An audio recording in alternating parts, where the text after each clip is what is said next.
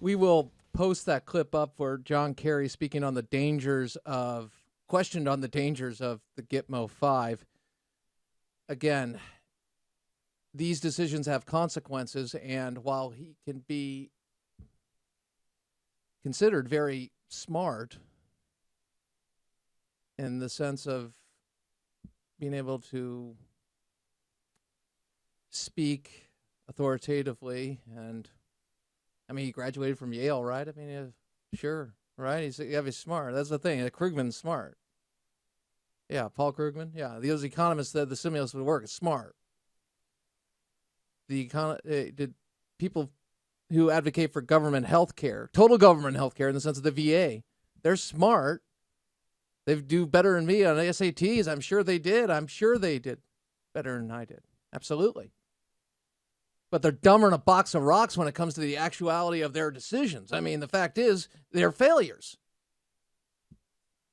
I don't understand it. I need the doctor, Dr. Bruce Thornton, PhD. He is a Shillman Journalism Fellow at the Freedom Center, a Research Fellow at Stanford's Hoover Institution, and Professor of Classics and Humanities at California State University. He is the author of 9 books, including The Wages of Appeasement, which is a must-read if you want to understand the war that we are in. Sometimes I feel like I'm getting highlights from The Wages of Appeasement in his articles on Front Page Mag, frontpagemag.com,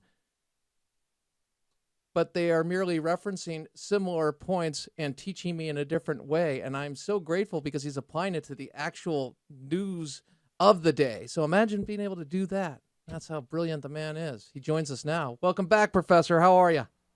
Thank you, Crane. Thanks for having me. Absolutely. Well, I guess I asked and answered my own question, but I really didn't get an answer. What's the progressive goal? What are the goals of liberals like John Kerry, President Obama? You address this, but they're very, we all say they're really smart. You're around a lot of smart people in your profession as a professor, but they miss the boat. Help us out here. What's their goal? Well, take the issue of smart. I mean, everybody should understand getting a PhD anywhere is not a sign of necessarily of being smart, of being intelligent. It often just means you're able to, jump through enough hoops and stick around long enough until somebody gives you a degree. But my daddy had an expression he used to use. He didn't even go to high school, but he was a smart guy. He called them educated idiots. There are people who study one little thing very intensely enough to get an advanced degree, but have no larger context of wisdom in which to put that. And so you will get the phenomenon you're talking about here. They will advocate policies or make statements or try to do things that an illiterate farmer in the 19th century would have known was lunatic. You have this real disconnect between a kind of technical knowledge, that you can get in university, and sort of wisdom that comes from living life and being out there in the world and taking chances and risk and engaging different kinds of people and, realizing a lot of that traditional wisdom that progressives make so much fun of is actually pretty smart and reflects the collective education of the human race over a number of centuries. Very briefly, your second point, what do progressives want? Yes. They want to increase the power of the federal government as a means to remove all the intermediary institutions with a political, cultural, or whatever between the mass of people and themselves. Because then that makes it easier for them to exert direct control over people's lives in order to achieve their aims for a better world, the near perfect world that they think can be created. And that, of course, is the foundation of a tyranny, because historically, tyranny always wants to remove any intermediary institutions between the tyrant and the people. With that understanding, that in essence, boiling it down, it's about power and who's making the decisions, and they trust government more. And they are the government. they are the ruling class. And I know you detail this in the article on partisan politics, bad ideas, and a recipe for foreign policy disaster. And it's very well stated, and I'm going to post that. I want to go back to the people that seemingly are smart, and yet they also need something to explain their failure, and they cling on to things. And you identified that with the Gitmo myth. Here's Toure on MSNBC, author, commentator, the brilliant Toure.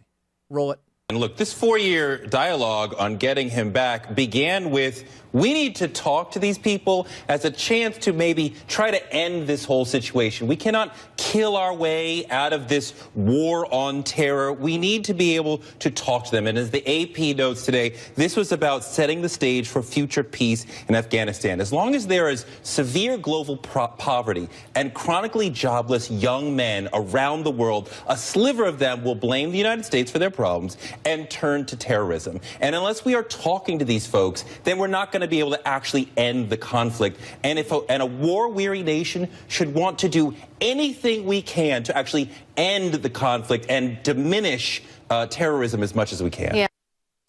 All right.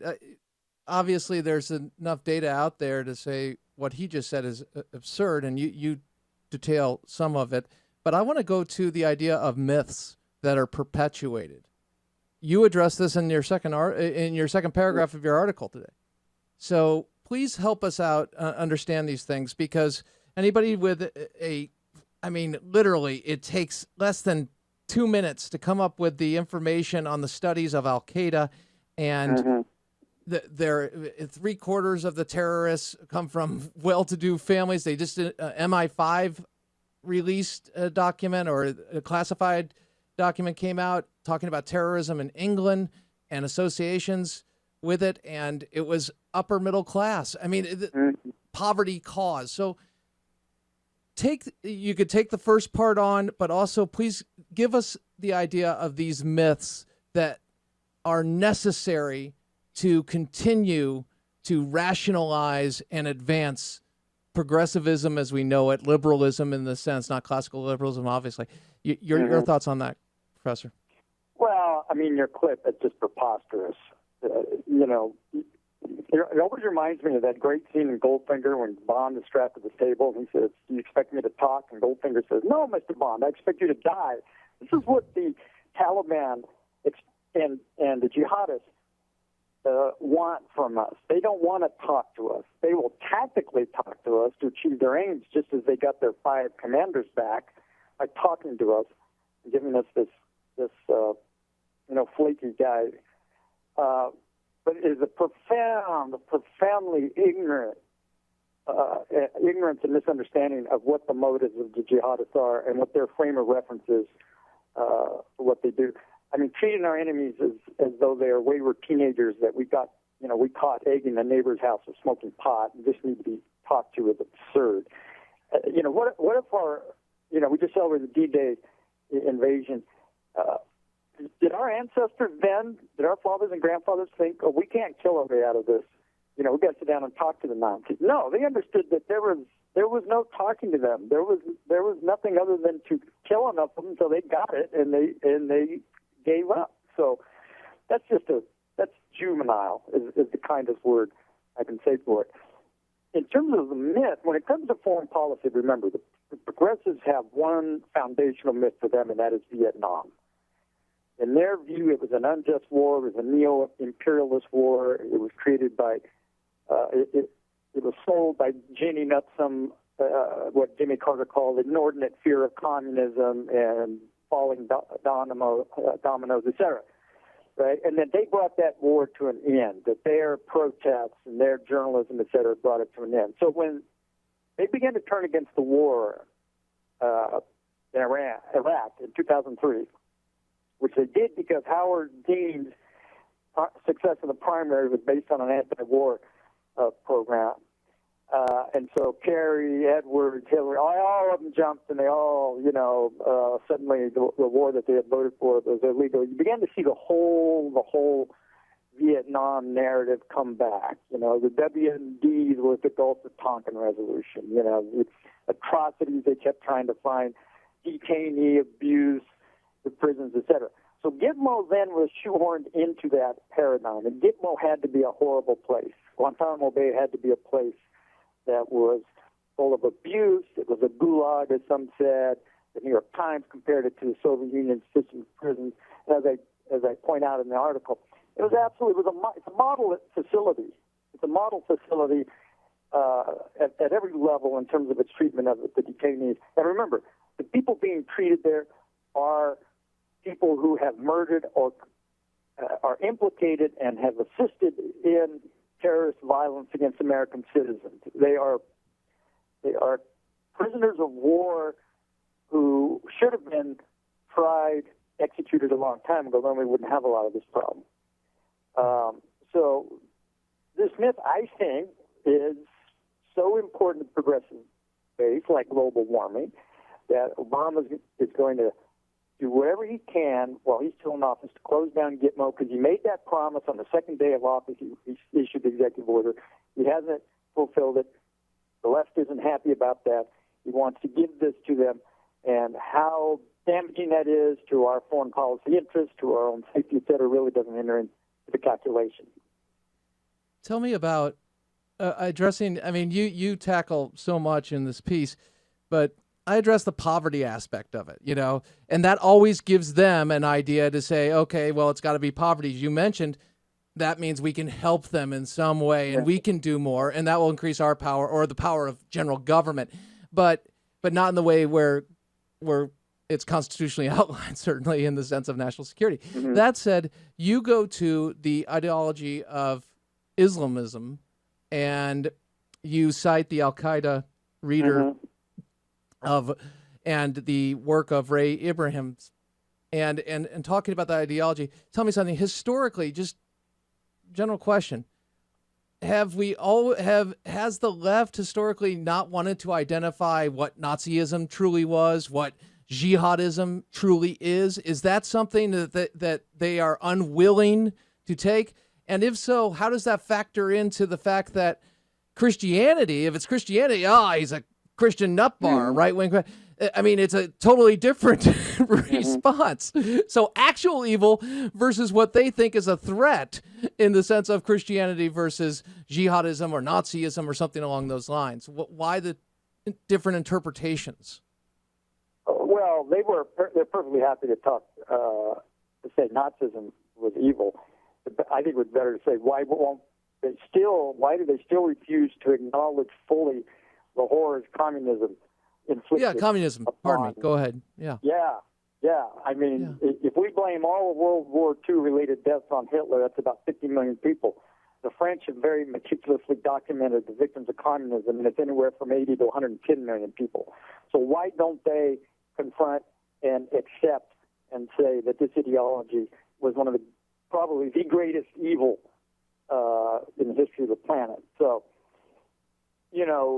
as far as Islam goes, right, you have this whole multicultural ideology that has infected our universities and our culture, in which all cultures are equal, except the West, which is uniquely evil, including Christianity. We can't judge another culture except our own, which we will judge harshly and by standards that no human community ever in existence could ever have met, et cetera. So that bespeaks their dominant ideology, which at its heart is this fashionable self-loathing, this willingness and desire to say how horrible the culture is in which you live, that gives you freedom and that gives you prosperity. So you get to eat their cake and have it too. Mm-hmm. And so I think that's why you have this complete myopia when it comes to acknowledging Islam, its theology of violence, which is amply documented. Anybody can go on the internet in 5 seconds and find the primary documents that establish this. All right. I mean, this isn't some nutty Christian radical interpretation or something, but it doesn't fit their narrative. And their narrative is that the West and America in particular are guilty. They need to atone. They victimize these other exotic peoples, and no amount of fact, historical or otherwise, is going to dislodge them from that belief. All right. Now, Professor, we're up against the break. I wondered if you could go a little overtime with us, because I do have another question regarding the Judeo-Christian Foundation and identifying that. Senator Tim Scott, North Carolina, talked about this in the idea of capitalism and freedom and economics in that way.